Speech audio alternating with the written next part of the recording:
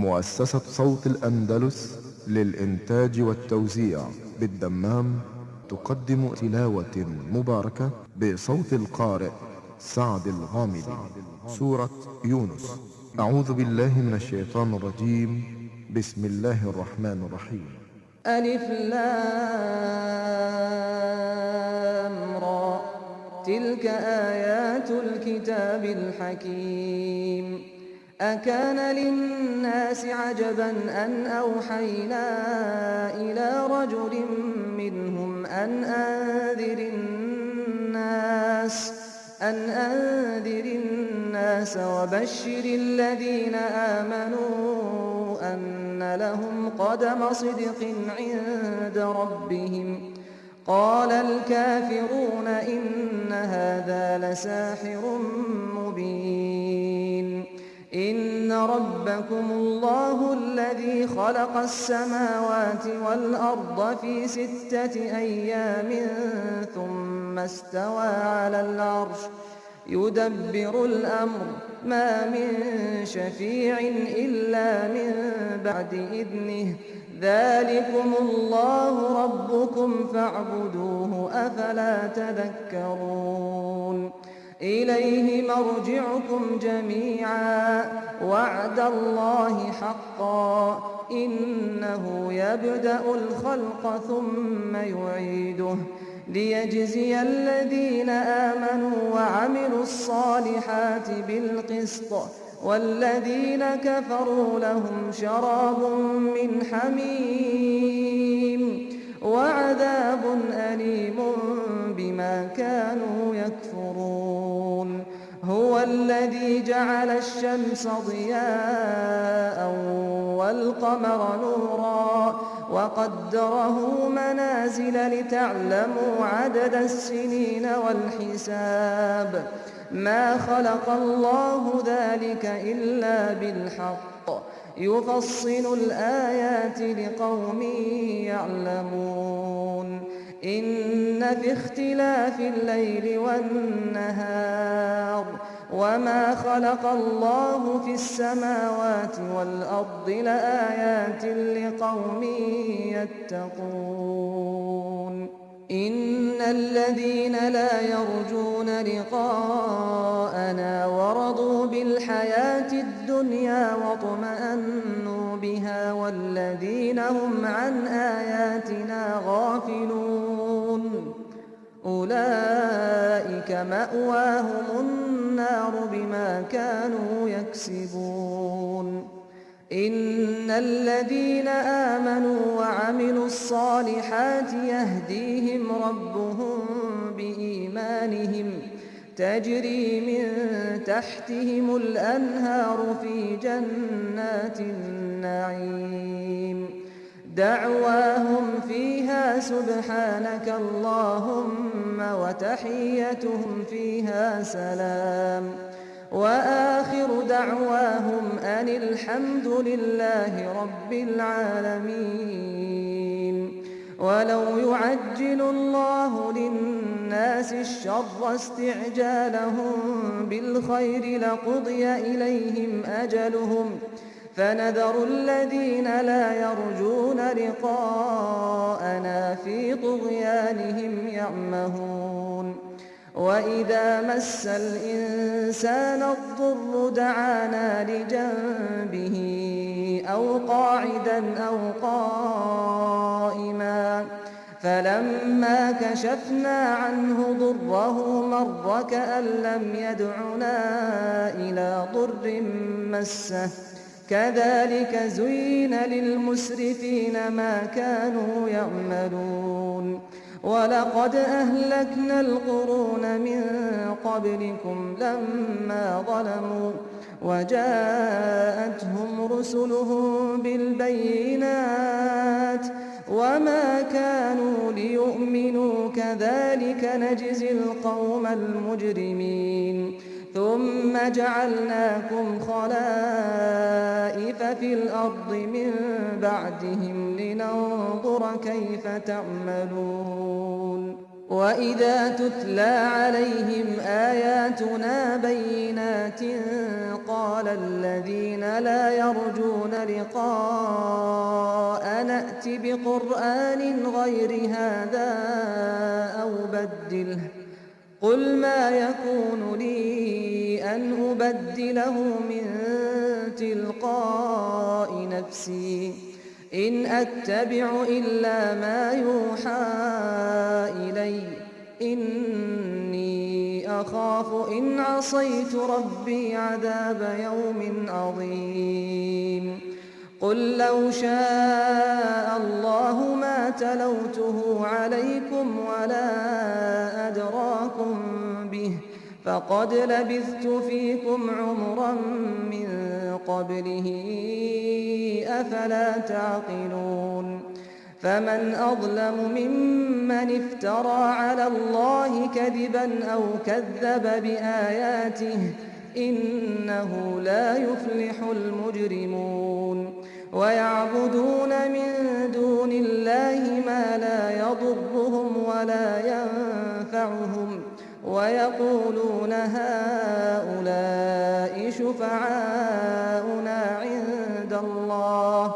قل أتنبئون الله بما لا يعلم في السماوات ولا في الأرض سبحانه وتعالى عما يشركون وما كان الناس إلا أمة واحدة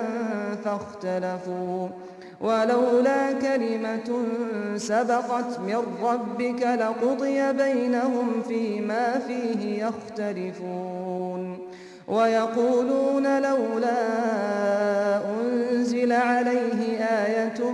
من ربه فقل إنما الغيب لله فانتظروا إني معكم من المنتظرين وإذا أذقنا الناس رحمة من بعد ضراء مستهم إذا لهم مكر في آياتنا قل الله أسرع مكرا إن رسلنا يكتبون ما تمكرون هو الذي يسيركم في البر والبحر حتى إذا كنتم في الفلك وجرين بهم بريح طيبة وفرحوا بها جاءتها ريح عاصف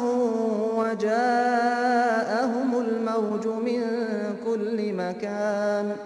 وظنوا أنهم أحيط بهم دعوا الله مخلصين له الدين لئن أنجيتنا من هذه لنكونن من الشاكرين فلما أنجاهم إذا هم يبغون في الأرض بغير الحق يا أيها الناس إنما بغيكم على أنفسكم متاع الحياة الدنيا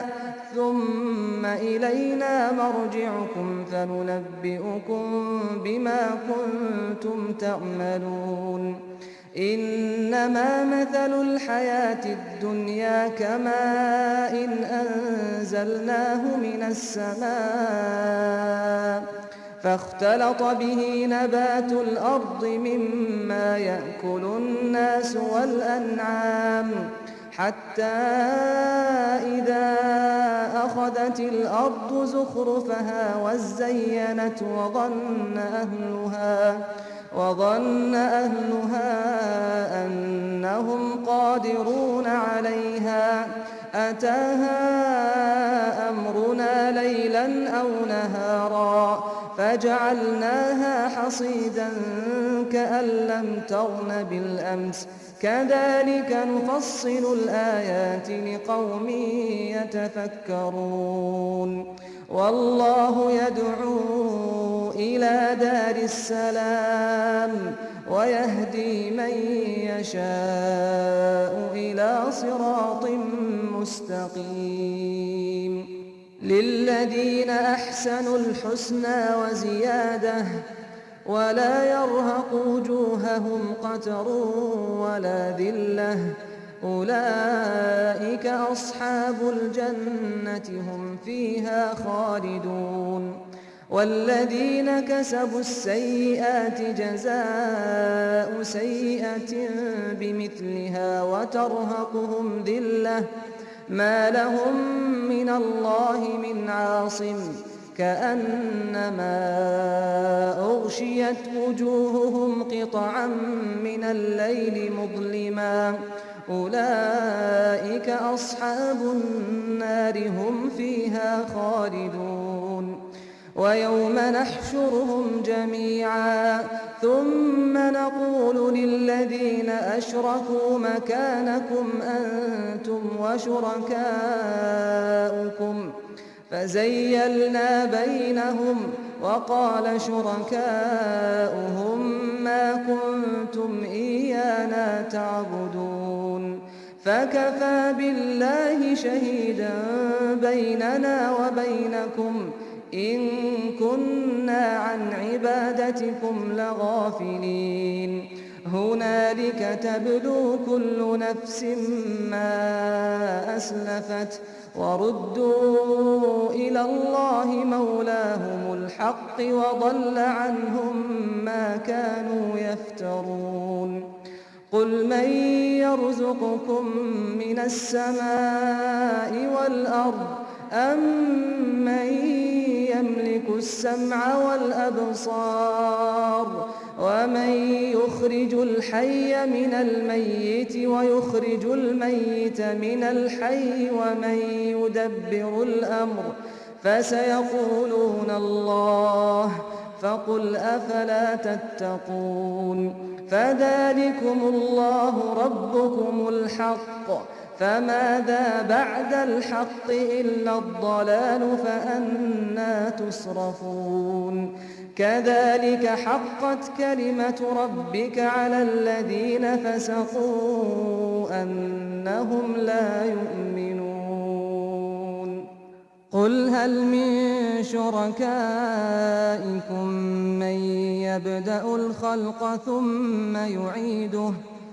قل الله يبدأ الخلق ثم يعيده فأنى تؤفكون. قل هل من شركائكم من يهدي إلى الحق قل الله يهدي للحق أفمن يهدي إلى الحق أحق أن يتبع أمن لا يهدي إلا أن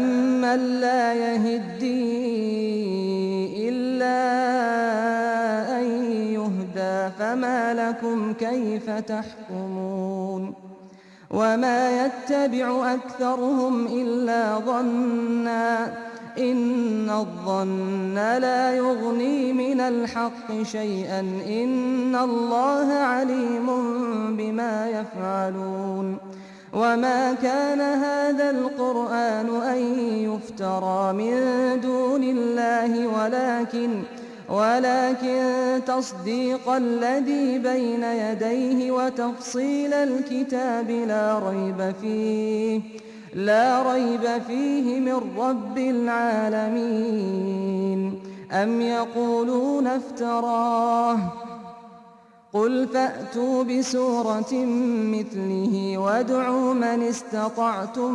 من دون الله إن كنتم صادقين. بل كذبوا بما لم يحيطوا بعلمه ولما يأتهم تأويله كذلك كذب الذين من قبلهم فانظر كيف كان عاقبة الظالمين. ومنهم من يؤمن به ومنهم من لا يؤمن به وربك أعلم بالمفسدين. وإن كذبوك فقل لي عملي ولكم عملكم أنتم بريئون مما أعمل وأنا بريء مما تعملون ومنهم من يستمعون إليك أفأنت تسمع الصم ولو كانوا لا يعقلون ومنهم من ينظر إليك أفأنت تهدي العمي ولو كانوا لا يبصرون إن الله لا يظلم الناس شيئا ولكن الناس أنفسهم يظلمون ويوم يحشرهم كأن لم يلبثوا إلا ساعة من النهار يتعارفون بينهم قد خسر الذين كذبوا بلقاء الله وما كانوا مهتدين وإما نرينك بعض الذي نعدهم أو نتوفينك فإلينا مرجعهم ثم الله شهيد على ما يفعلون ولكل أمة رسول فإذا جاء رسولهم قضي بينهم بالقسط وهم لا يظلمون ويقولون متى هذا الوعد إن كنتم صادقين قل لا أملك لنفسي ضرا ولا نفعا إلا ما شاء الله لكل أمة أجل إذا جاء أجلهم فلا يستأخرون ساعة ولا يستقدمون قل أرأيتم إن أتاكم عذابه بياتا أو نهارا ماذا يستعجل منه المجرمون أثم إذا ما وقع آمنتم به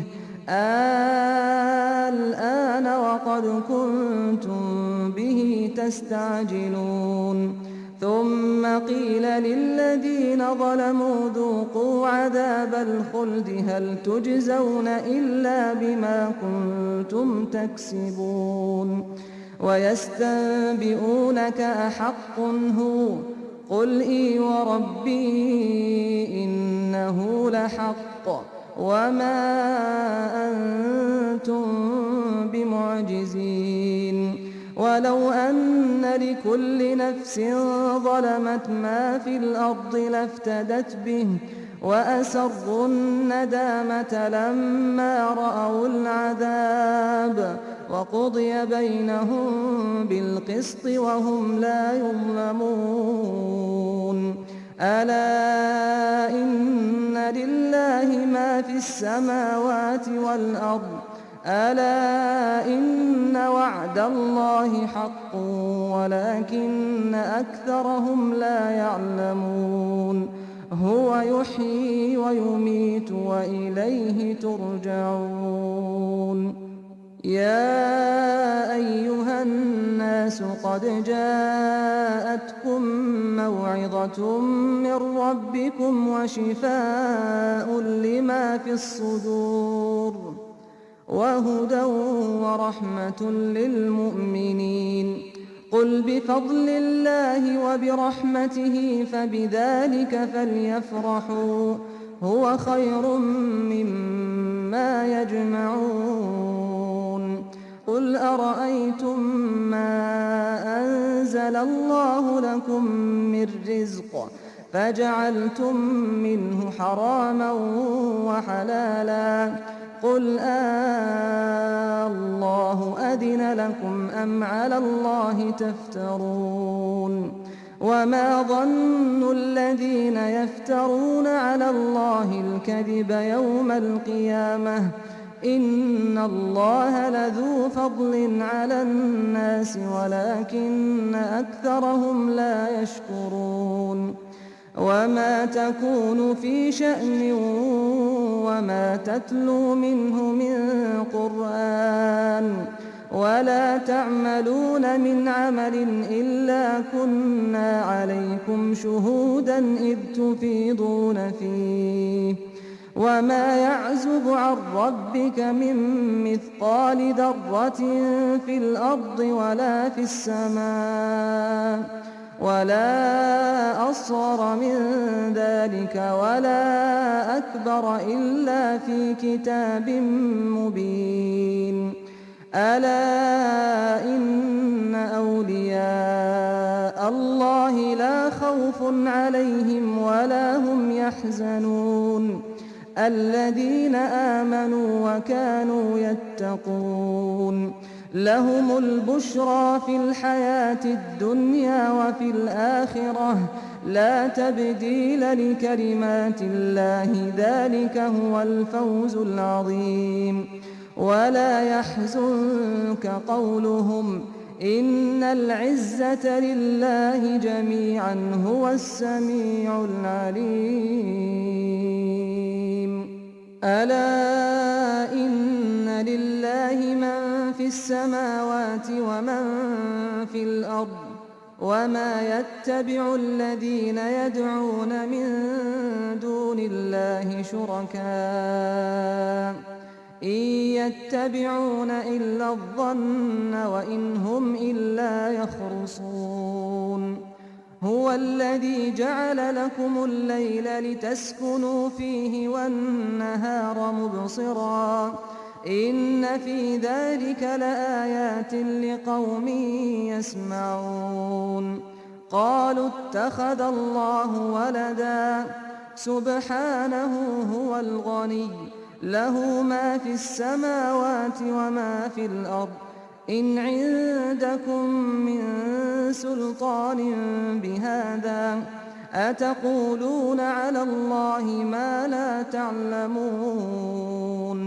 قل إن الذين يفترون على الله الكذب لا يفلحون متاع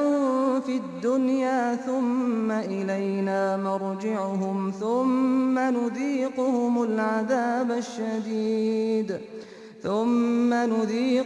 العذاب الشديد بما كانوا يكفرون واتل عليهم نبأ نوح إذ قال لقومه يا قوم إن كان كبر عليكم مقامي وتذكيري بآيات الله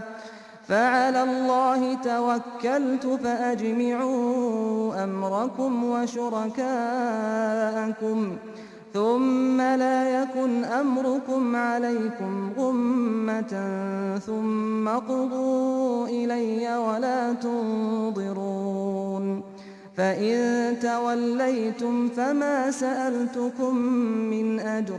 إن أجري إلا على الله وأمرت أن أكون من المسلمين فكذبوه فنجيناه ومن معه في الفلك وجعلناهم خلائف وأغرقنا الذين كذبوا بآياتنا فانظر كيف كان عاقبة المنذرين ثم بعثنا من بعده رسلا إلى قومهم فجاءوهم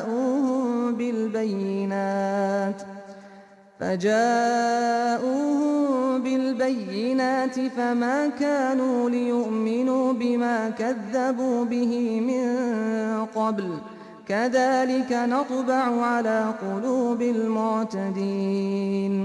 ثم بعثنا من بعدهم موسى وهارون إلى فرعون وملئه بآياتنا فاستكبروا وكانوا قوما مجرمين فلما جاءهم الحق من عندنا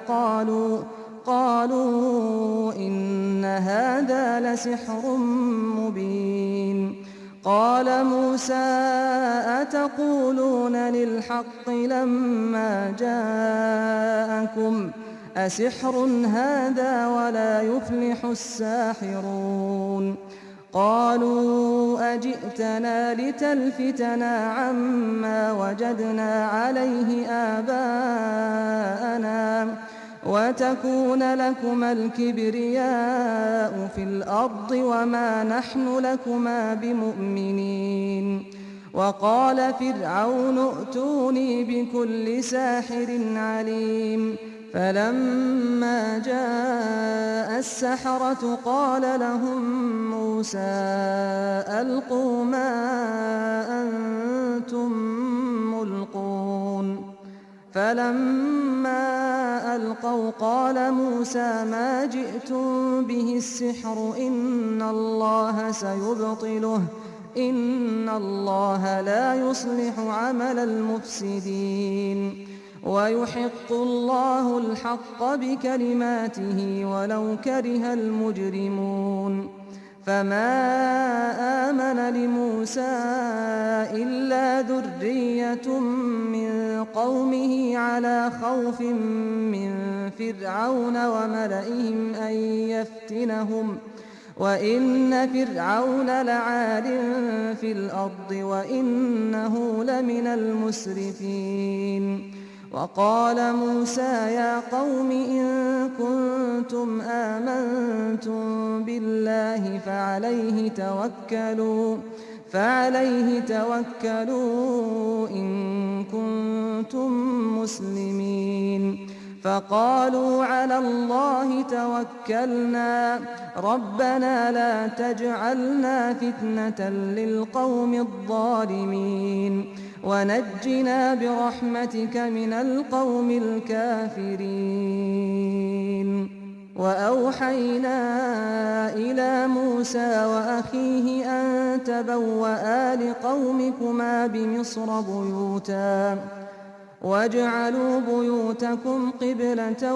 وأقيموا الصلاة وبشر المؤمنين وقال موسى ربنا إنك آتيت فرعون وملأه زينة وأموالا في الحياة الدنيا ربنا ليضلوا عن سبيلك ربنا اطمس على أموالهم واشدد على قلوبهم فلا يؤمنوا حتى يروا العذاب الأليم قال قد أجيبت دعوتكما فاستقيما ولا تتبعان سبيل الذين لا يعلمون وجاوزنا ببني إسرائيل البحر فأتبعهم فرعون وجنوده بغيا وعدوا حتى إذا أدركه الغرق قال آمنت أنه لا إله إلا الذي آمنت به بنو إسرائيل وأنا من المسلمين الآن وقد عصيت قبل وكنت من المفسدين فاليوم ننجيك ببدنك لتكون لمن خلفك آية وإن كثيرا من الناس عن آياتنا لغافلون ولقد بوأنا بني إسرائيل مبوأ صدق ورزقناهم من الطيبات فما اختلفوا حتى جاءهم العلم إن ربك يقضي بينهم يوم القيامة فيما كانوا فيه يختلفون فإن كنت في شك مما أنزلنا إليك فاسأل الذين يقرؤون الكتاب من قبلك لقد جاءك الحق من ربك فلا تكونن من الممترين ولا تكونن من الذين كذبوا بآيات الله فتكون من الخاسرين. إن الذين حقت عليهم كلمة ربك لا يؤمنون ولو جاءتهم كل آية حتى يروا العذاب الأليم. فلولا كانت قرية آمنت فنفعها إيمانها إلا قوم يونس لما آمنوا كشفنا عنهم عذاب الخزي في الحياة الدنيا ومتعناهم إلى حين.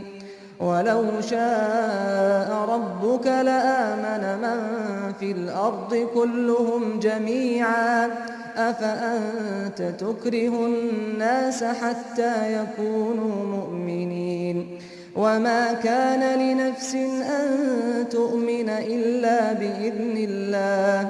ويجعل الرجس على الذين لا يعقلون. قل انظروا ماذا في السماوات والأرض وما تغني الآيات والنذر عن قوم لا يؤمنون. فهل ينتظرون إلا مثل أيام الذين خلوا من قبلهم قل فانتظروا إني معكم من المنتظرين. ثم ننجي رسلنا والذين آمنوا كذلك حقا علينا ننجي المؤمنين. قل يا أيها الناس إن كنتم في شك من ديني فلا أعبد الذين تعبدون من دون الله ولكن أعبد الله الذي يتوفاكم وأمرت أن أكون من المؤمنين وأن أقم وجهك للدين حنيفا ولا تكونن من المشركين ولا تدع من دون الله ما لا ينفعك ولا يضرك فإن فعلت فإنك إذا من الظالمين. وإن يمسسك الله بضر فلا كاشف له إلا هو وإن يردك بخير فلا راد لفضله يصيب به من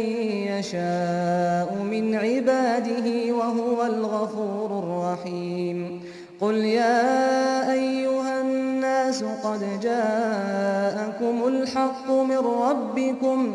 فمن اهتدى فإنما يهتدي لنفسه ومن ضل فإنما يضل عليها وما أنا عليكم بوكيل. واتبع ما يوحى إليك واصبر حتى يحكم الله وهو خير الحاكمين. نسأل الله تعالى أن ينفعنا وإياكم بهذه التلاوة وأن يجعلنا من الذين يستمعون القول فيتبعون أحسنه.